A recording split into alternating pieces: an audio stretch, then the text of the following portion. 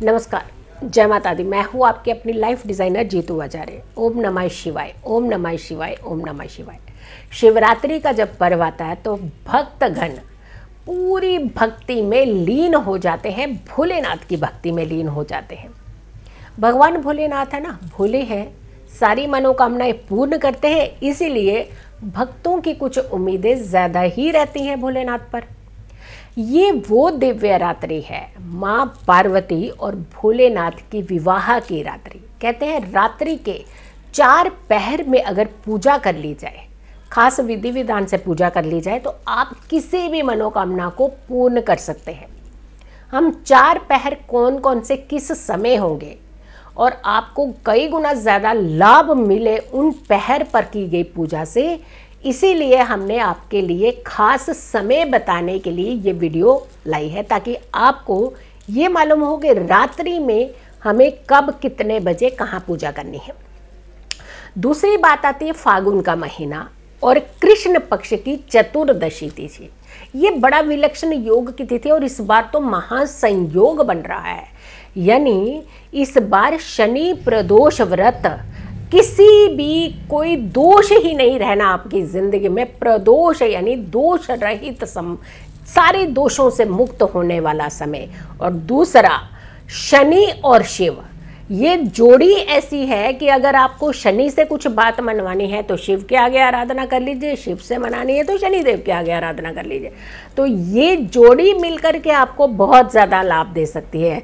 तीसरा, माँ पार्वती का खास करके कहते हैं कि ये बहुत ही विलक्षण योग और संयोग का दिन होता है, संयोग की रात्रि होती है। माँ पार्वती बहुत प्रसन्न होती है, तो माँ पार्वती से भी आराधना लगा सकते हो, लेकिन आपको सही समय पर पूजा विधि विधान करना है।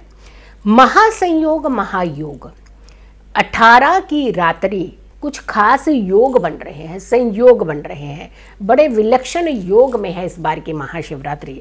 सबसे पहले तो शनि अपनी मूल त्रिकोण राशि में होंगे, गुरु अपनी स्वराशि में होंगे, शुक्र अपनी उच्च की राशि में होंगे और सूर्य अपने पुत्र के साथ रहेंगे। तो कितना अच्छा योग बनाते हुए ये आ रहे हैं। सारे ग्रहों का समावेश आपको लाभ देता हुआ नजर आ रहा है।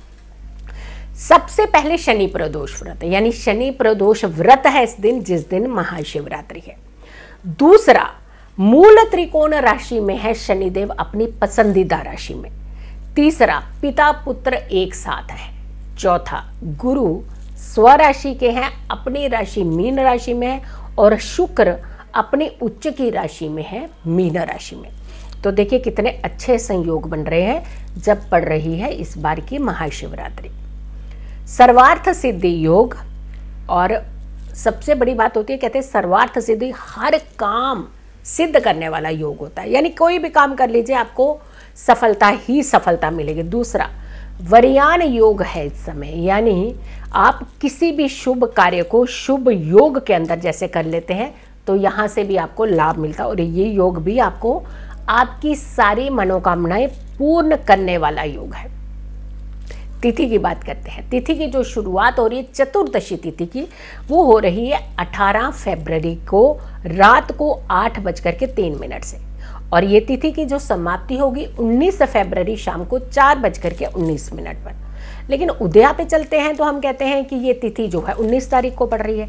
लेकिन जब हम रात्रि की पूजा, क्योंकि शिवरात्रि में रात्रि के पहर की पूजा का खास महत्व होता है, तो रात्रि की पूजा की जब हम बात करते हैं तो 18 तारीख को ही आपको महाशिवरात्रि का पर्व जो है वो मनाना चाहिए। और निशिता समय, निशित काल जो होता है, ये बड़ा इम्पोर्टेंट काल होता है इस पूजा विधि विधान के लिए। तो निशित काल की पूजा जो है वो 18 तारीख को ही आपको रात्रि में मिल रही है। पहर, 4 ऐसे पहर जब आप पूजा कर सकते हैं, जब आप भगवान भोलेनाथ, माँ पार्वती का साथ के साथ शनिदेव का भी आशीर्वाद मिल सकता है, क्योंकि प्रदोष काल जो है वो उसी समय इसी के बीच में ही आ रहा है जहाँ पे रात्रि के पहर जो है वो चल रहे होंगे। तो रात्रि के पहर प्लस शनि प्रदोष काल, ये दोनों का कॉम्बिनेशन जो है ये आपको खूब सारे लाभ देगा। पहला पहर जो रात्रि का शुरू होगा जब बीच में प्रदोष काल भी आपको मिल जा रहा है तो शनि प्रदोष का भी फायदा मिल जाएगा और साथ के साथ आपको भोलेनाथ की पूजा का भी पूरा फल मिलेगा। माँ पार्वती भी खूब सारी प्रसन्न होंगी आपके ऊपर, ढेरों आशीर्वाद देंगी आपको, हर मनोकामना आपकी पूर्ण करेंगी। पहला समय है शाम को 6:14 से लेकर के 9:24, यानी कुछ सेकंड्स इधर उधर हो सकते हैं, लेकिन ऑलमोस्ट ऑल का जो समय रहेगा, जो पैक समय आपको करना है वो ये समय है 6:14 से 9:25 तक का, मतलब शाम का ये समय है। रात्रि में जाकर के ये समापन होगा। ये पहला पहर है, इसी बीच आपने पहले पहर की पूजा जो है वो अपनी समाप्त कर लेनी है। द्वितीय पहर जिसे हम कहते हैं दूसरा पहर, क्योंकि 4 पहर की पूजा का महत्व होता है शिवरात्रि पर, रात्रि की पूजा में। ये समय रहेगा 9:25 से, रात्रि के 9:25 से ये 19 फरवरी लग जाएगी, क्योंकि 12 बजने के बाद दिन बदल जाता है, तो 12:36 तक ये यहाँ के बीच में ही आपने, इसी समय ही आपने ये पूजा विधि विधान, जो सेकंड पहर होगा, रात्रि का सेकंड पहर होगा, इसी बीच आपने पूजा विधि विधान करना है। तीसरा पहर, थर्ड पहर जिसे हम कहते हैं, क्योंकि 2 पहर तो आपके निकल गए पूजा विधि विधान के लिए, लेकिन तीसरा पहर की अगर हम बात करते हैं, तृतीय पहर रात्रि का, ये शुरू होगा अर्ली मॉर्निंग, जहाँ दिन बदल चुका है, 19 तारीख लग चुकी होगी, 12 बजने के बाद का समय होगा, या फिर आप मध्य रात्रि भी इसे आप कहते हैं। 12:36 से ले करके, और ये समय होगा 3:47 तक का। सूर्योदय अभी नहीं हुआ है, रात्रि में ही चल रहे हैं हम, उसी पहर में चल रहे हैं, जो हमें कंप्लीट रात्रि, भोर जैसे कहते हैं ना, भोर से पहले का समय। चौथा पहर जो इनका शुरू होगा, जो अच्छा पूजा का फल देने वाले पहर हैं, वो 3:47 से लेकर के 5:50 तक का, मतलब 6 बजे से पहले पहले आपने पूजाएं समाप्त कर लेनी है। 3:47 से 5:50 से पहले पहले अपनी सारी पूजाएं, अर्ली मॉर्निंग सारी पूजाएं आप समाप्त कर दें। पूरी रात्रि की पूजा जो सुबह सूर्योदय से पहले आपको समाप्त कर देनी है। 4 पहर की पूजा, खास विधि विधान भी होता है, बहुत सारी तरीके भी होते हैं, और भी बहुत सारी वीडियोस हम डेफिनेटली बनाएंगे ताकि आपको सारी वीडियोस का लाभ मिल सके। कब कब क्या क्या चीज़ें आप करनी है, कुछ खास वीडियोस जो होंगी इस बार महाशिवरात्रि के पर्व की, आपने उन सारी वीडियोस को भी देखना है। लेकिन वहीं जब हम योग और संयोग की बात करते हैं, या फिर हम एक बात और भी करते हैं कि जब हमने पूरी रात्रि की पूजा कर ली, व्रत हम किस दिन रखें। व्रत का ये बहुत ज़्यादा आपको रहेगा कि हम व्रत 18 को रखें, क्योंकि 19 तारीख की उदया तिथि पर शिवरात्रि है। लेकिन अगर हम 18 तारीख की बात करते हैं तो रात्रि में शिवरात्रि है, तो उदया पे तो नहीं है।